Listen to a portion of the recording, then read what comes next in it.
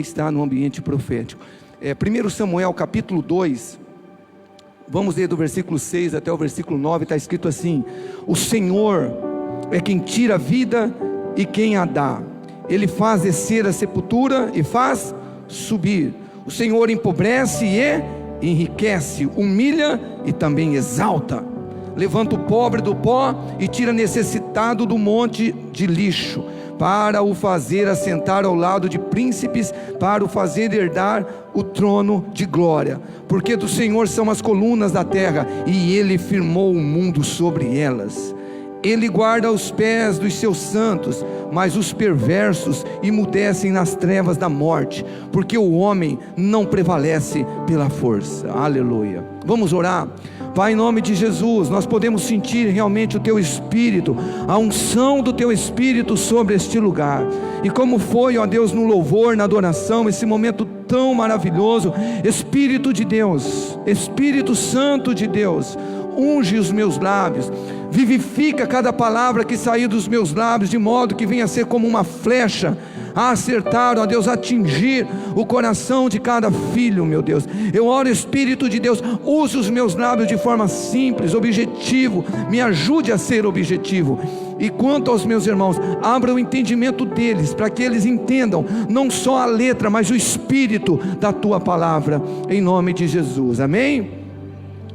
Bom, o título dessa palavra que eu quero compartilhar com os irmãos, com as irmãs, é Ana, olha só, uma mãe de oração e atitude. Ana, uma mãe de oração e atitude. Só que a palavra não é só para as mamães ou só para as mulheres, ok? Coloquei esse título aí em homenagem ao Dia das Mulheres, mas a palavra são para todos, para todos. Nesse capítulo que nós lemos aqui como base, capítulo 2 de 1 Samuel, está registrado uma das orações de Ana, o que indica que esta era uma mãe de oração, esta era uma mulher de oração. Temos mulheres de oração aqui, amém? Eu disse pela manhã aqui que nós precisamos provar isso, viu? Porque do nosso grupo de intercessão aqui pela manhã, acho que são 12 homens e 2 mulheres só 2, então nós precisamos voltar. Cadê as mulheres, né? As Déboras, as Anas, né? Mas tudo indica que essa mulher de fato era uma mulher de oração. Daqui a pouco nós vamos discorrer no texto, você vai ver quantas vezes a Bíblia fala que ela estava orando. Mas presta atenção, quando nós lemos só esta parte aqui da oração de Ana, que nós acompanhamos, nós podemos ser tentados a crer que diante de uma adversidade, diante de uma tribulação, diante de problemas que surgem em nossas vidas, não adianta fazer nada, a gente só tem que orar. Porque Ana, em sua oração, ela disse: o Senhor tira a vida, o Senhor dá a vida, o Senhor empobrece, o Senhor enriquece, o Senhor humilha, o Senhor exalta. Ou seja, é o Senhor que tem que fazer, se Ele não fizer, a gente não faz. Então, estou passando por tribulação, eu não preciso fazer nada, é só orar. Mas quando nós olhamos para toda a história de Ana, e não são assim tantos capítulos que fala sobre ela, mas os 2, 3 primeiros capítulos de 1 Samuel, quando você lê a história de Ana, você vê que as orações de Ana foram acompanhadas de atitudes. Porque, queridos irmãos e irmãs, oração sem atitude não funciona. Eu vou repetir, e o DNA dessa igreja aqui é oração.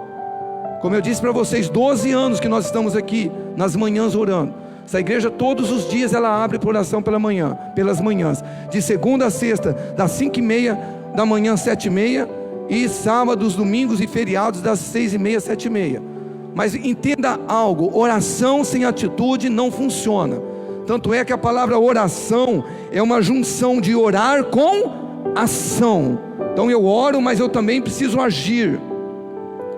E eu quero ver com vocês aqui algumas atitudes que acompanharam a oração de Ana. Nós vamos dar uma olhada na história de Ana, e nós vamos entender que ela de fato era uma mulher de oração, mas também de atitude. Então, a primeira atitude aqui, que a gente vê na vida de Ana, é que Ana, ela soube suportar o tempo da adversidade. Porque, queridos irmãos, quando nós passamos por adversidades, por tribulações, nós precisamos ter atitudes, ok? e atitudes corretas.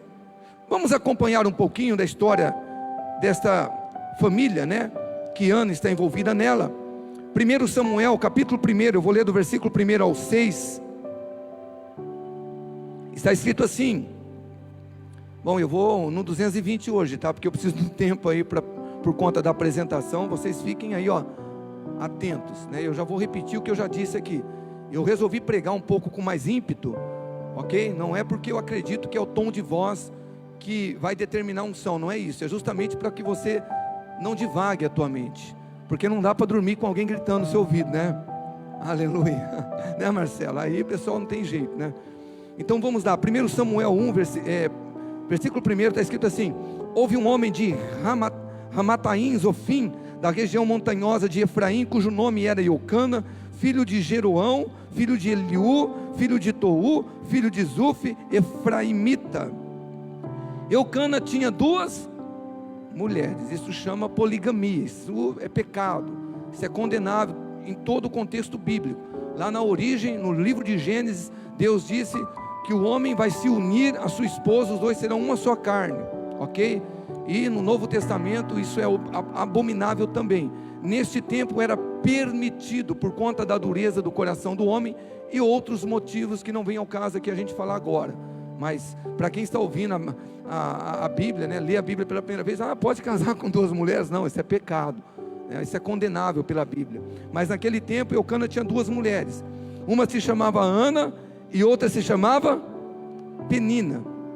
Penina tinha filhos, Ana porém não tinha. Todos os anos esse homem ia da sua cidade para adorar e sacrificar o Senhor dos Exércitos em Siló, onde Ofni e Finéias, os 2 filhos de Eli, eram sacerdotes do Senhor. No dia em que Eucana oferecia o seu sacrifício, ele dava porções deste a Penina, sua mulher, e a todos os seus filhos e filhas.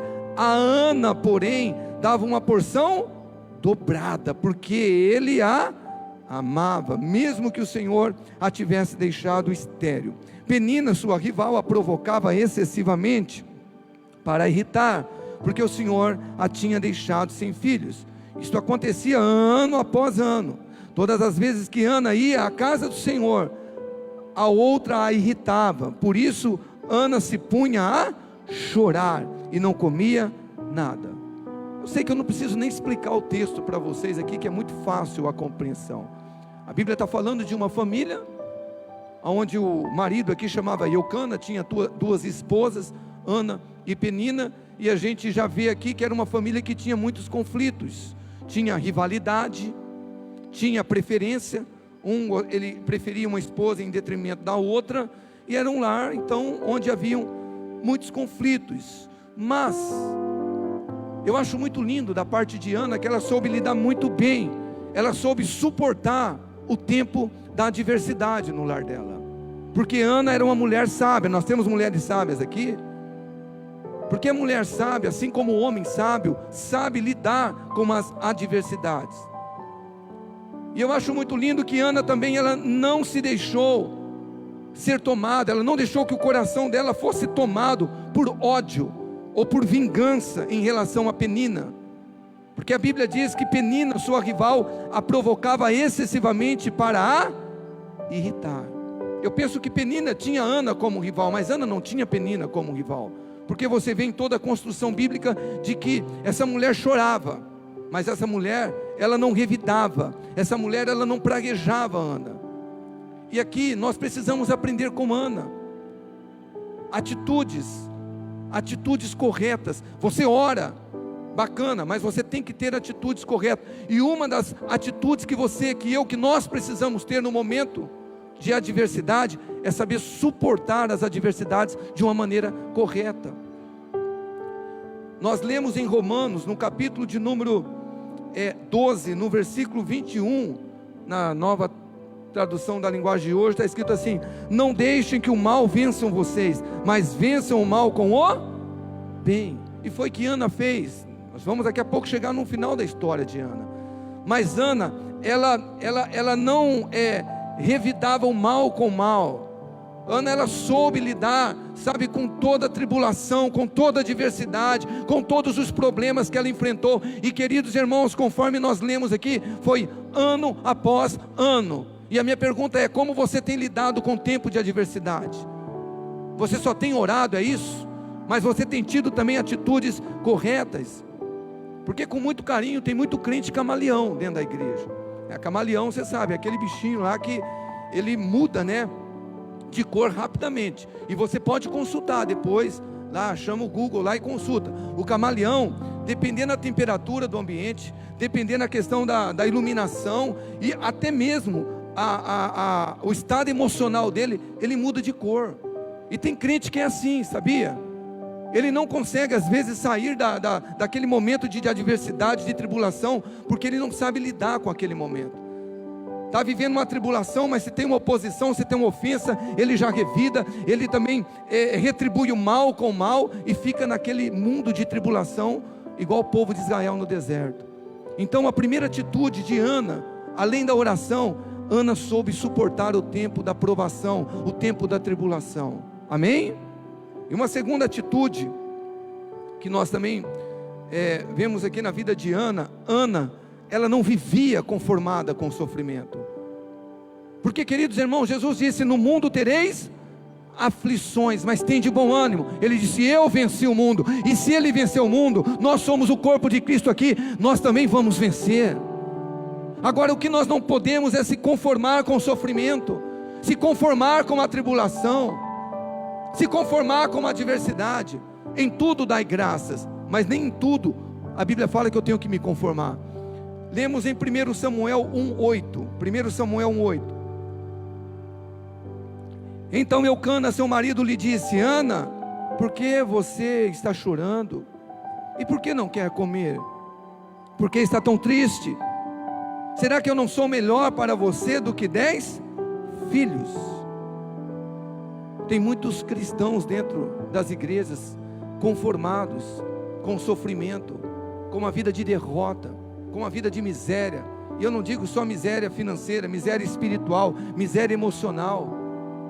Agora, eu estou conjecturando aqui, irmãos, mas talvez Eucana tenha dito para Ana: Ana, presta atenção, minha esposa, você não é a única estéril de Israel, tem tantas outras mulheres que também não podem ter filho. Se conforma, Ana.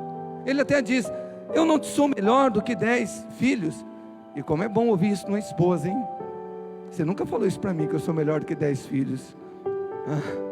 É bom você ouvir da tua esposa: que é isso, você é melhor do que 10 filhos.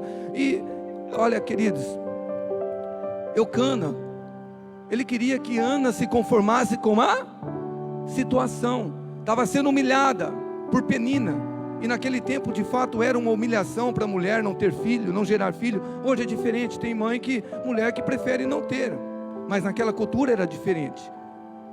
E talvez Eucana falou: filha, se conforma com a situação. Mas eu penso que Ana, uma mulher sábia, que honrava o teu esposo, ela não falou nada, mas ela deve ter pensado, eu estou conjecturando de novo: Eucana, de fato você é um esposo espetacular, mas você não é o meu filho. Eu quero um filho, eu vou continuar sonhando com filho, eu creio que Deus vai me dar um filho. Eucana, está escrito, Deus prometeu, não haverá estéril no nosso meio, e eu creio nessa promessa, eu vou viver essa promessa. Eu acredito. Ana, ela não se conformou com o sofrimento, com a situação. Ana não abriu mão do seu milagre. E sabe qual é a aplicação disso para você que está aqui? E eu quero profetizar: se tem mãe, pai aqui, que por algum motivo está sendo impossibilitada de ter filho, eu quero profetizar que você vai gerar filhos em nome de Jesus.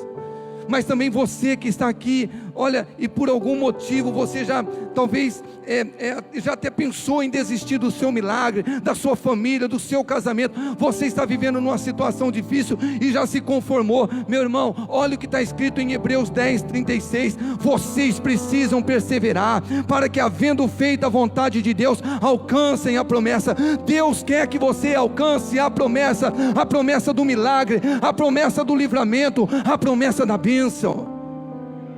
Mas você não pode se conformar com o sofrimento. Já viu aquela pessoa que às vezes tem um diagnóstico de uma doença crônica, e o médico fala, não tem jeito, e a pessoa, ela compra tanto essa ideia, ela assume essa ideia, que ela fala assim, a minha diabetes, essa aqui é a minha enxaqueca, ela assumiu para ela se conformou com aquilo. Mas Ana, ela orava, mas ela não se conformava com o sofrimento. Uma terceira atitude, Ana não ficou prostrada diante da situação. Isso é muito lindo. Ana não ficou prostrada diante do sofrimento, da adversidade. A Bíblia diz em 1 Samuel, capítulo 1, versículo 9, na parte A, certa vez após terem comido e bebido em Siló, Ana se levantou. Como eu amo essa expressão bíblica, se levantou. É mesmo a mesma expressão que eu amo tanto quando eu leio, por exemplo, no dia de Pentecostes, de repente o Espírito Santo veio. Eu amo este tipo de expressão na Bíblia, porque a Bíblia fala que Ana se levanta. Eu tenho aprendido, meu querido irmão e irmã, preste atenção, eu tenho aprendido que homem e mulher de Deus, que se prostra diante do Senhor, não se prostra diante de nenhuma situação nesse mundo. E por isso que essa mulher não se prostrou diante dessa situação, ela era uma mulher de oração. E Eucana falou, tá ótimo filha, ó, eu sou um bom esposo. Mas ela se levantou, e talvez é o que você está precisando fazer hoje, meu irmão, minha irmã. Presta atenção, Deus não fala com gente prostrada, com gente que tem prazer no espírito de comiseração, de coitadinho, de coitadinha, de vítima. Ah, eu sou vítima, para com isso, você é filho de Deus. Eu acho lindo que quando Deus, Ele quis falar com o profeta Ezequiel, no capítulo 2, no versículo 1, o Senhor disse, filho do homem, põe-te em pé e falarei contigo. Você é filho de Deus, levanta essa cabeça que Deus quer falar com você. Deus quer fazer milagres sobre a sua vida, Deus quer te avivar, Deus quer mudar a sua família, Deus quer mudar seu casamento, Deus quer mudar a sua história. Não se conforma, aleluia, põe-se de pé. Você lê no livro do Êxodo, no capítulo 14, uma cena de cinema. Deus havia resgatado o povo dele, o povo de Israel, do Egito. Deus tinha libertado aquele povo da mão de Faraó, um tipo de demônio, da opressão, do sofrimento. E o povo foi marchando em vitória ao deserto rumo à terra prometida. Mas a Bíblia fala que Deus endurece o coração de Faraó, e Faraó fala, o que nós fizemos? E ele convoca todo o exército, e ele vai atrás do povo de Israel. E está lá o povo de Israel diante do mar, e daqui a pouco eles olham, e todo o exército de Faraó vindo em direção a eles. Agora presta atenção, é claro que Moisés, ele começa a fazer o quê? Orar. O que eu vou fazer? Eu vou orar. Mas eu acho lindo quando Deus olha para Moisés e fala, então disse o Senhor a Moisés, por que clamas a mim? Dize aos filhos de Israel que marchem. E Deus abriu o mar, e Deus quer abrir o mar para você também, mas você precisa ser um homem, uma mulher de atitude, alguém que não fique prostrado diante da situação, alguém que não viva reclamando da situação. Te levante, meu irmão, minha irmã. A quarta atitude de Ana, ela apresentou sua queixa a Deus, e ela fazia isto muito bem. Ela orava e orava muito. 1 Samuel, capítulo 1, versículo 10. E com a alma amargurada, chorou muito e orou. Não tem problema você chorar, chora diante de Deus quando você precisar. Também choro, mas você ora também. Ela chorou muito e orou ao Senhor. Versículo 16, ela disse ao pastor da igreja lá, o Eli, que era o sacerdote, não tomes a tua serva por uma mulher perversa. Estou orando aqui até agora. Significa dizer que ela estava orando há muito tempo. Estou orando aqui até agora por causa da minha grande angústia e tristeza. Então olha aqui para mim, mulher de atitude e de oração. Ana apresentava suas queixas, Ana apresentava as suas adversidades, Ana apresentava as suas tribulações a Deus. A pergunta é: para quem que você tem apresentado as suas queixas? Será que você tem apresentado só para o discipulador? É bom fazer discipulado, a gente ser acompanhado. Será que você tem se queixado só lá no teu trabalho? Mas você tem falado com Deus? Você tem colocado a tua queixa diante de Deus? Ou será que nós temos só murmurado? Porque em nenhum lugar você vê Ana murmurando. Porque eu aprendi na minha vida, queridos irmãos, que faz muito mais sentido a gente orar do que ficar murmurando, do que ficar reclamando. Vamos levar as nossas queixas, as nossas petições diante de Deus. Lemos no Salmo 142, versículo 2: derramo diante dele a minha queixa, à sua presença exponho a minha angústia. O Davi fazia o que Ana fez. Você tem angústia? Você tem tribulação? Ansiedade, preocupação? Ei, dobra o seu joelho e coloca diante de Deus. Fala: Senhor, a minha alma está angustiada, eu estou sofrendo. Jesus, toca a minha vida, transforma a minha vida. Você está precisando de um socorro financeiro? Para de fazer empréstimo, vai orar. Fala: Senhor, muda a minha história. Se eu não estou sendo um bom administrador, administradora, me ajuda, Senhor. Porque é o que a Bíblia nos ensina. Isaías capítulo 43, versículo 22. Olha o que Deus fala por meio do profeta: procura lembrar-me, entremos em juízo juntamente, apresenta as tuas razões para que te possa justificar. É o convite que Deus faz para o teu povo. Apresenta as tuas razões para que eu possa te justificar. Meu irmão, eu testemunho isso quando eu converso com os meus irmãos pastores. Tem gente que fala: pastor, como que você consegue orar tanto tempo? Eu falo tudo para o Papai do Céu. Tudo o que acontece com Deus, eu começo meu dia com oração, na madrugada, 4:45 eu já estou de pé todos os dias para orar pela minha família, orar por vocês. Venho para a igreja para interceder, venho nesse altar. Quando chega no final de tarde, na viração do dia, eu quero falar de Deus, de tudo o que aconteceu, e eu quero expor a minha situação diante dele. Faço o mesmo, porque é bíblico. Ana fazia isso, ela apresentava as suas queixas a Deus. E eu vou dizer algo para você: Ana deve ter feito isso muitas vezes. Como o pastor Luiz Carlos disse aqui na sexta-feira, quando a gente para de orar, para de interceder, é porque a gente deixou de ligar aqui na terra, então não vai ter nada para ligar nos céus. Continue orando pela sua família, continue orando pela sua vida espiritual, continua orando pela tua saúde física, pela tua saúde emocional. Tenha as atitudes de Ana. E quinta e última atitude que nós vamos falar: Ana venceu as oposições e calúnias. Vamos ler mais alguns versículos desse capítulo 1, juntos.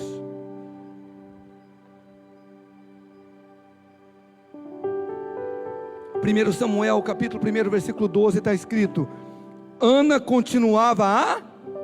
Você vê tantos versículos que fala da mulher orando, mulher de oração. Ana continuava a orar diante do Senhor, e o sacerdote Eli começou a observar o movimento dos lábios dela, porque Ana só falava em seu coração.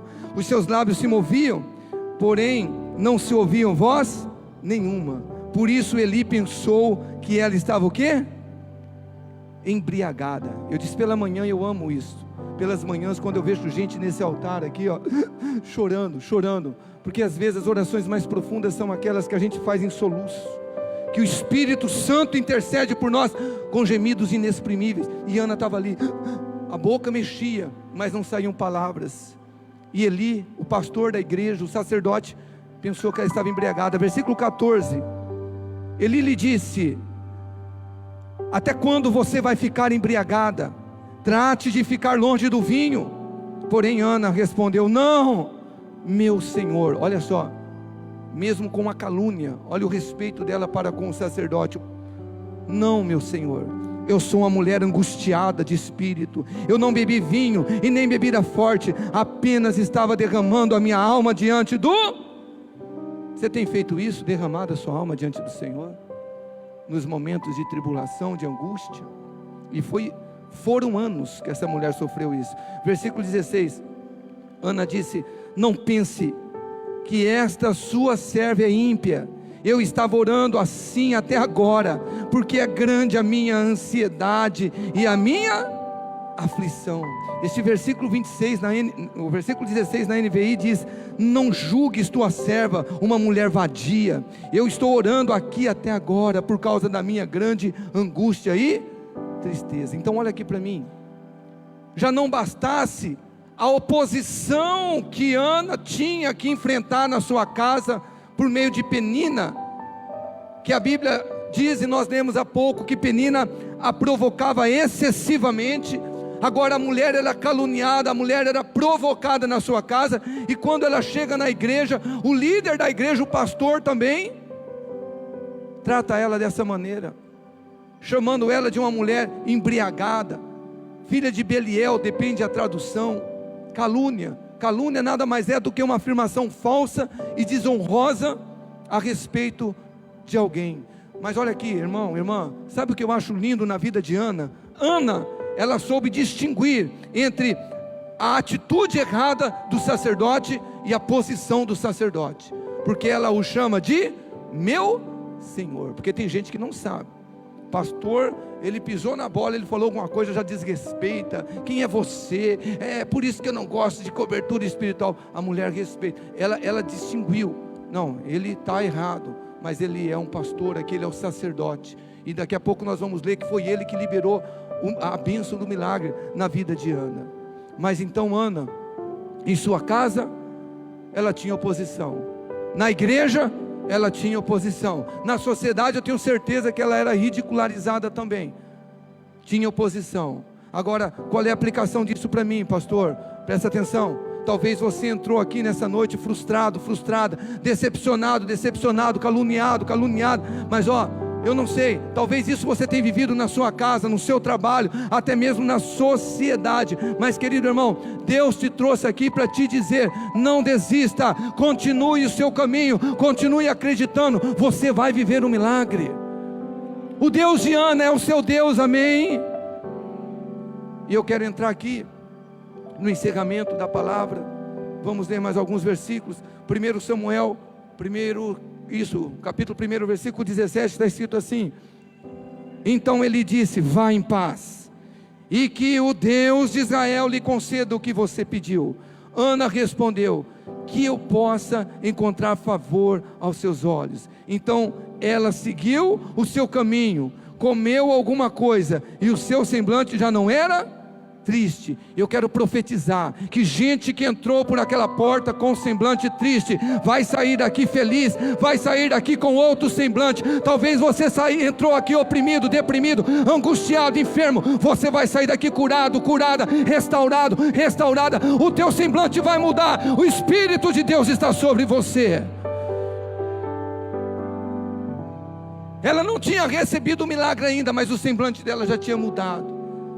Lindo isso. Eu quero profetizar que os semblantes já estão mudando aqui, aleluia. Versículo 19 e o versículo 20 diz: eles se levantaram de madrugada e adoraram diante do Senhor, depois voltaram para casa em Ramá. Eucana teve relações com Ana, sua mulher, e o Senhor se lembrou. Se a minha esposa estivesse aqui, ela ia falar o quê?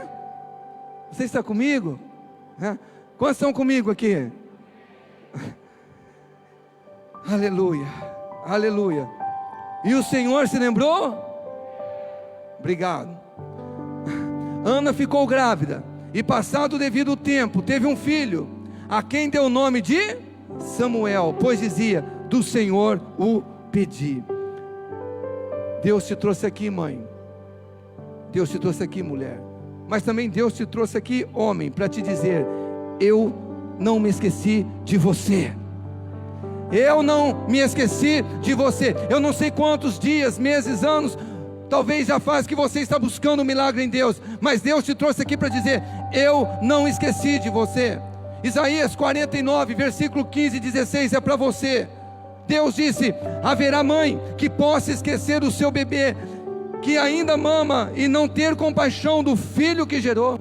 Embora ela possa esquecê-lo, eu não me esquecerei de você. Veja, eu gravei você nas palmas das minhas mãos. Deus não esqueceu, e Deus não esquece de você. Todas as vezes que Ele estende as mãos para abençoar, Ele vê, o seu nome está escrito na mão dEle. Você é abençoado, você é abençoado. Você vai viver os milagres, os planos, os projetos que Deus tem na sua vida. É mentira do diabo.